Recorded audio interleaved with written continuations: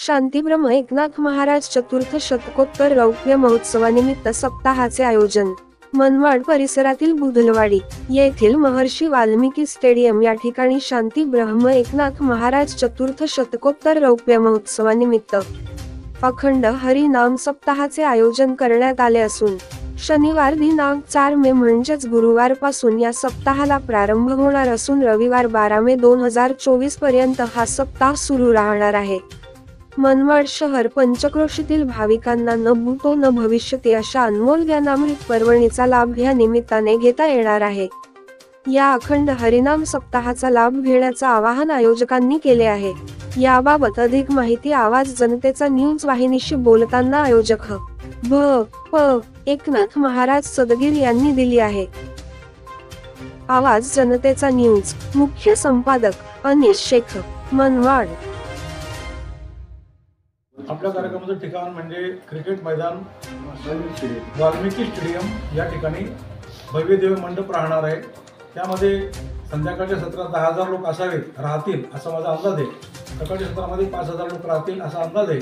तिथं सर्व पाण्याची व्यवस्था वगैरे सर्व करून स्वच्छ अशा प्रकारे वातावरणात ते मैदान मोठं आहे। मनमाड शहरामध्ये आध्यात्मिक वातावरण निर्माण व्हावं, तरुण व्यसनमुक्त व्हावा, निरोगी व्हावा, असं चांगलं वातावरण व्हावं याकरता संत एकनाथ महाराजांचं वाङ्मय अत्यंत प्रभावी आहे। मधल्या काळात म्हणजे जवळजवळ 1533 ते 1599 या कालावधीत एकनाथ महाराजांचा अवतार झाला। त्यामध्ये जे वाङ्मय तयार झालं ते वाङ्मय म्हणजे जवळजवळ आपल्या भारतावर होणाऱ्या आक्रमणांच्या प्रतिकार शक्तीला अत्यंत पूरक अशा प्रकारचं आहे। म्हणजे राम मंदिर पाडल्यानंतर 5 वर्षांनी एकनाथ महाराजांचा अवतार का झाला याचा विचार त्या वाङ्मयामध्ये आहे। म्हणून हे वाङ्मय मनमाड सारख्या शहरामध्ये कीर्तनाद्वारे, प्रवचनाद्वारे, हरिपाठ, काकडा या माध्यमातून सर्वांपर्यंत पोहोचावं असा आमचा एक उद्देश आहे की प्रत्येक शहरामध्ये असं धार्मिक वातावरण तयार व्हावं याकरता हा उत्सव या ठिकाणी व्हावा अशी माझी इच्छा आहे। हा कालावधी म्हणजे जवळजवळ 4 मे पासून तर 12 मे पर्यंत चालणार। 4 मेला पैठणवरून एक नाथ ज्योती इथपर्यंत येणार। वडगाव पंगो या गावातून जवळजवळ 50 तरुण जाणार आहेत। ते पायी ज्योती आणणार। ती आल्यानंतर मनमाडमध्ये तिचं भव्य स्वागत होणार।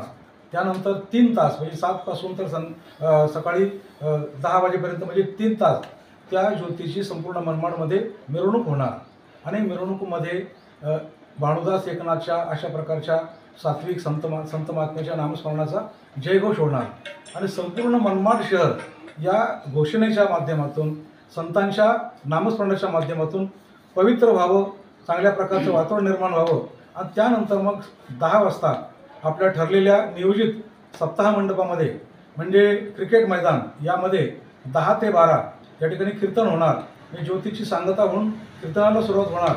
हरिभक्तपरायण संजय नाना धोंगडे यांचं त्या ठिकाणी कीर्तन होणार 10 ते 12।